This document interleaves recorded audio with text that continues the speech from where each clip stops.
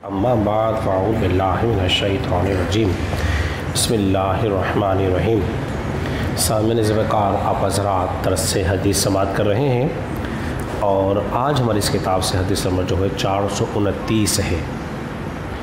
اس روایت کو امام مسلم بھی کتاب المسجد کے اندر لے کر آئے ہیں۔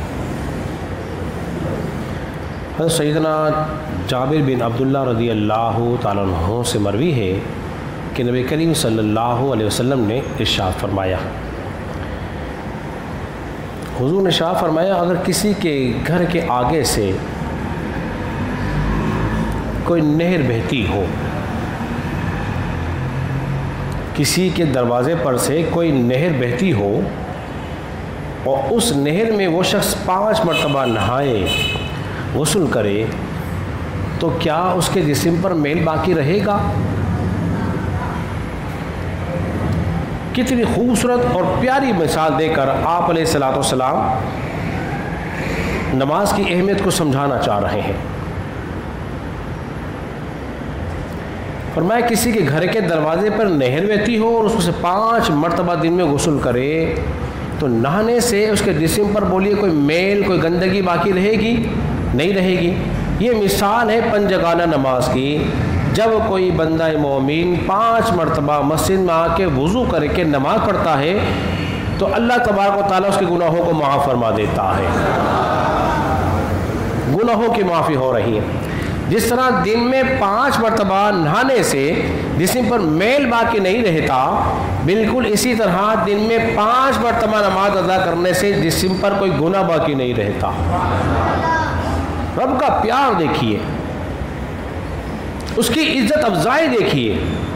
اب ایک عمدہ مثال آپ کے سامنے پیش کرتا ہوں۔ حدیث کے اندر آتا ہے کہ جس شخص نے وضو کیا اور وضو کر کے وہ مسجد کی طرف چل رہا ہے، ابھی نماز پڑھی نہیں ہے، اس نے صرف وضو کیا اور وضو کر کے نماز پڑھنے کے ارادے سے مسجد کی طرف آ رہا ہے، رب کی رحمت دیکھیے کہ بندہ مومن، میرے بندے، تیرے قدم تیرے گھر سے میرے گھر تک جتنے اٹھیں گے، میں رب ہو کر ایک ایک قدم پہ ایک نیکی عطا فرماؤں گا۔ حدیث میں آتا ہے کہ نیکی اسے ملتی ہے۔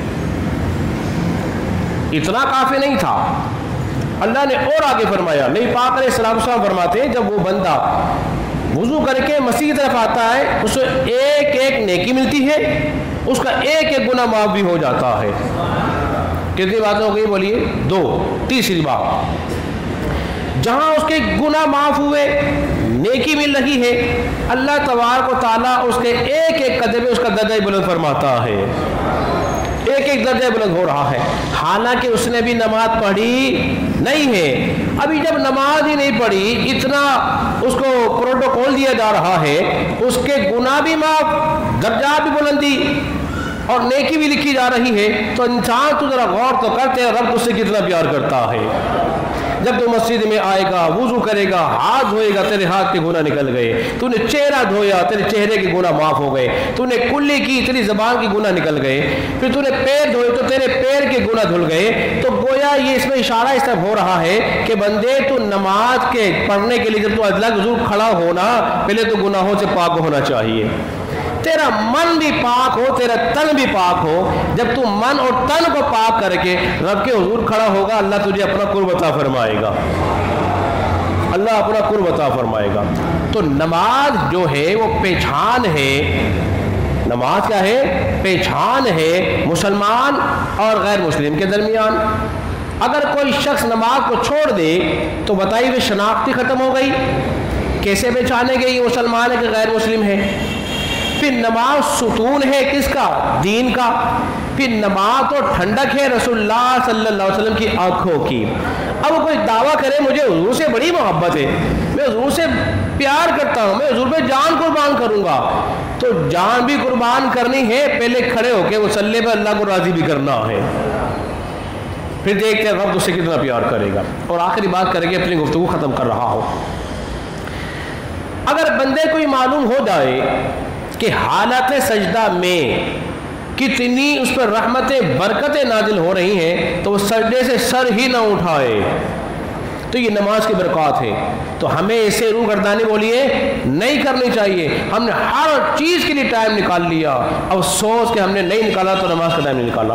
ہم صبح سے لے کے شام تک کی مصروفیات دیکھیے، ناشتے کا ٹائم، بریک کا ٹائم، دوپہر کا لنچ کا ٹائم، پھر اس کے بعد عصر کے بعد چائے کا ٹائم، پھر دوستوں سے ملنے کا ٹائم، پھر رات کے کھانے کا ٹائم، پھر اور دیگر کاموں کے لیے ٹائم نکال لیا.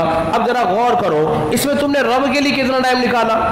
اس میں نماز ٹائم کہاں ہے؟ قرآن ٹائم کہاں ہے؟ درود ٹائم کہاں ہے؟ استغفر اللہ پڑھنے کا ٹائم کہاں ہے؟ ذکر و اذکار کرنے کا ٹائم کہاں ہے؟ جبکہ تمہارے مینیو میں ہر ایک کے لیے ٹائم ہے. مگر بندے تو ذرا دیکھ تو صحیح، تیرا رب جو تجھے کھلا رہا ہے، تجھے پلا رہا ہے، تو اسے اتنا پیار کرتا ہے، تو کچھ وقت کے لیے وقت نکال لے. جب تو وقت نکالے گا اللہ تو سے راضی ہو جائے گا. تو ہمیں چاہیے ہم پہ رب کو راضی کرے. رب کو راضی کرنے کا بہترین ذریعہ کیا ہے؟ وہ کیا ہے؟ وہ نماز ہے. نماز کو 5 وقتہ اپنے ٹائم پہ ادا کرنے کی ہمیں کوشش کرنی چاہیے. اللہ رب العزت کی بارگاہ میں دعا ہے اللہ ہم سب کو سمجھنے اور عمل پیرا ہونے کی